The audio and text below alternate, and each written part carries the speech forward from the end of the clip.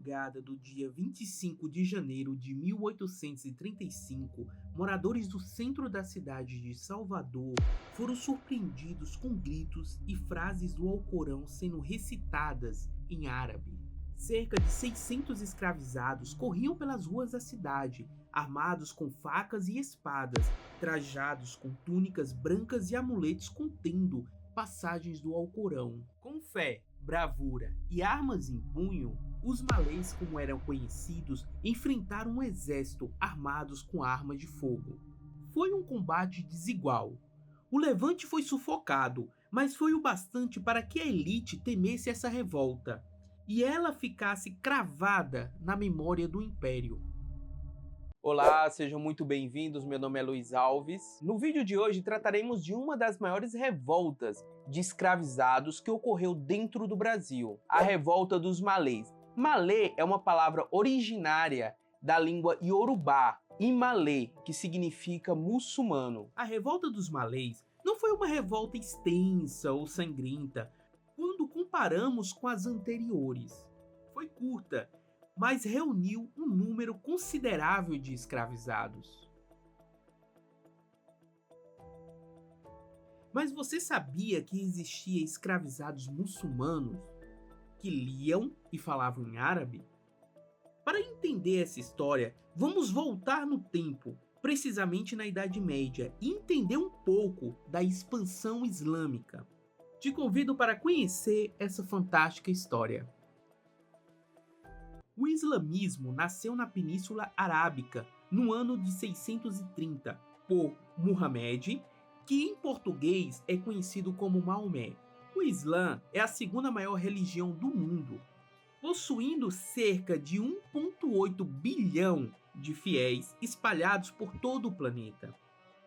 Maomé nasceu em Meca no ano de 570. Aos 25 anos, em um retiro de oração e meditação, teve um encontro com o arcanjo Gabriel. Esse encontro ficou conhecido como Noite do Decreto. No ano de 622, Maomé se muda para Medina, mudança que foi importante para o desenvolvimento do Islã. Esse acontecimento ficou conhecido como Hejra, evento que inaugura o calendário islâmico.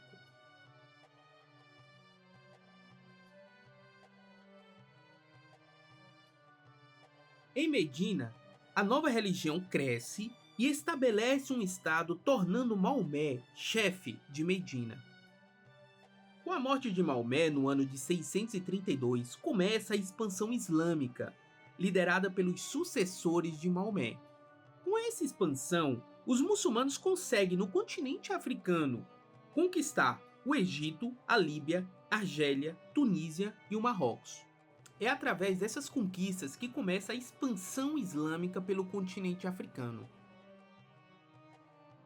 Durante o período colonial imperial, o Brasil importou cerca de 4 milhões de africanos que vieram de várias regiões do continente africano. Entre esses escravizados estavam os que professavam a fé islâmica. Existe um diferencial entre eles. Em sua maioria, esses escravizados eles sabiam ler e muitos deles ocuparam lideranças militares em seus países de origem. Muitos foram soldados do alto escalão. Sabendo do passado desses escravizados, o governador da capitania da Bahia na época foi alertado a respeito desses escravizados que a capitania estava importando. Nas palavras do Conde Ponte, esses escravizados eles representavam um alto risco à paz escravocrata. São dois os fatores que levaram a essa revolta. O primeiro foi a condição de escravo. O segundo fator é que naquela época, o Brasil recém-independente, no artigo 5º de sua primeira Constituição, cravava o seguinte: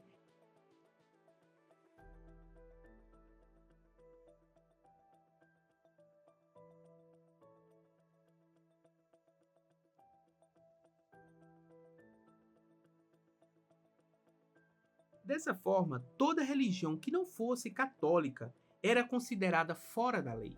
O que deixa a questão mais complexa é que naquela época a Bahia estava passando por uma crise financeira. o que afetava diretamente a camada pobre, potencializando a revolta, pois além de escravizados, estavam presentes na revolta pessoas livres, o que faz com que vejamos a revolta como um conflito de classes, etnia e religião. Com um histórico de grandes revoltas escravistas, a cidade de Salvador tinha cerca de 65 mil habitantes, 40% eram escravizados. Devido a esse cenário de opressão física, psicológica e religiosa, os malês começaram a se encontrar clandestinamente para poderem planejar uma revolução, a fim de tomar a cidade de Salvador e declarar um Estado muçulmano.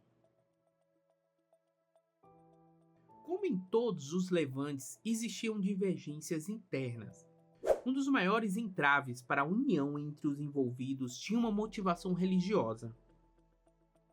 Os escravizados muçulmanos não conseguiam se unirem com os escravizados que professavam a fé nos orixás.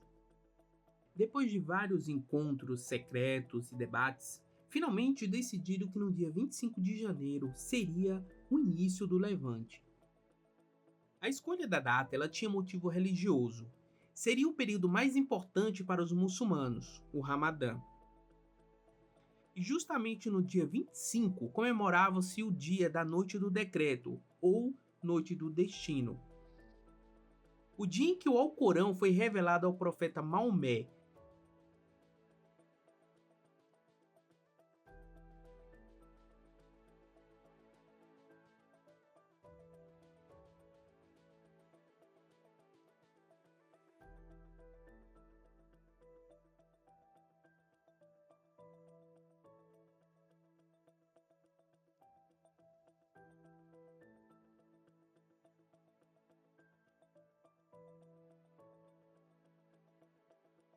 E por coincidência seria também o dia da festividade do Senhor do Bonfim. A revolta ela tinha vários líderes, entre eles estavam o Pacífico Licuta, o Manuel Calafate e o Luiz Sanin. Entre esses líderes temos a mais importante e a mais conhecida, a Luísa Maim, a rainha da Bahia. Luísa teve participação importante na organização da revolta, sendo uma das mentoras do plano. A revolta ela tinha como plano atacar as autoridades, as igrejas e instalar um governo islâmico.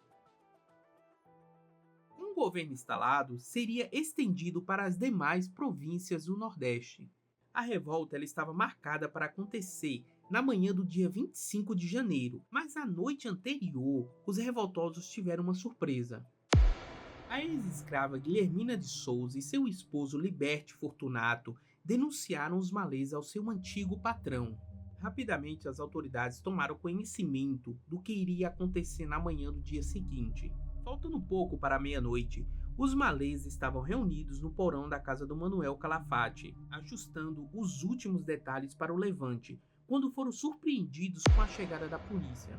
Enquanto a polícia estava forçando a porta para entrar, foram surpreendidos com a saída repentina de vários guerreiros. Eles saíram de repente em ofensiva contra os soldados, travando a primeira batalha da revolta.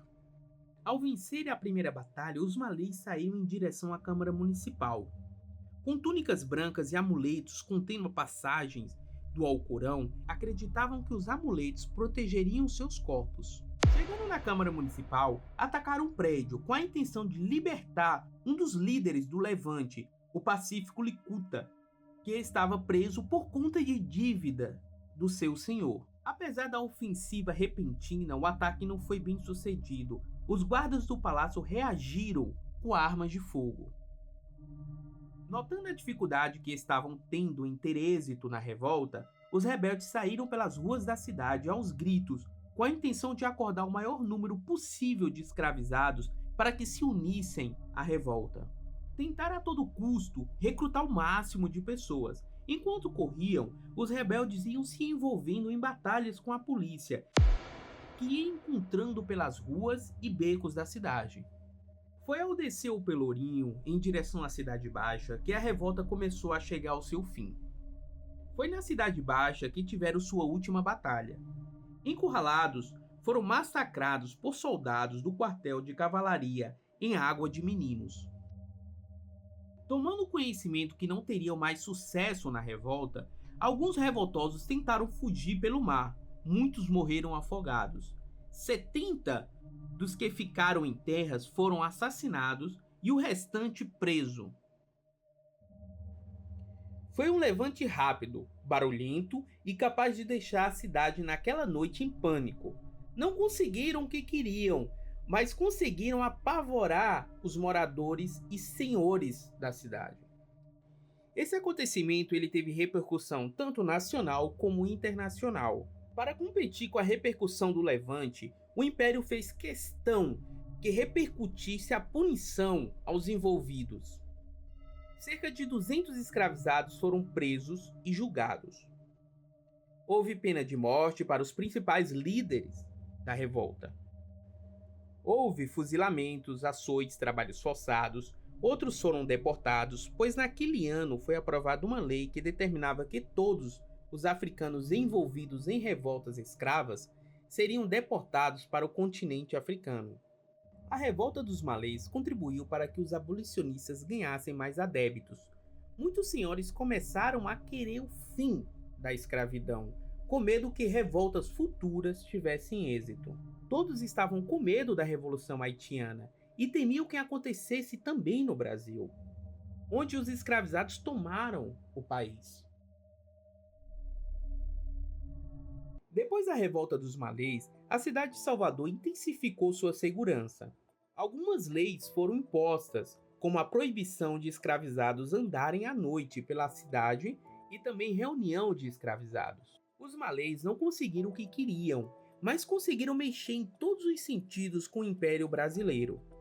Foram responsáveis por engrossar a voz dos abolicionistas e pressionar uma nação escravista a assinar a abolição. Esse foi um recorte de um acontecimento que marcou o nosso país. Espero que tenha gostado, mas antes de ir embora, curte nosso vídeo, compartilhe esse conhecimento e caso não seja inscrito, se inscreve no canal. Já que o vídeo está acabando, aproveita para assistir nossos vídeos anteriores. Temos os Sumérios, uma viagem a essa civilização incrível que nos deixou inúmeras heranças e ensinamentos. Temos também a primeira parte da história de Joana d'Arc. Logo estará saindo a segunda parte, contando a história dessa guerreira. Agradeço por ter permanecido conosco, até o próximo vídeo. Muito obrigado.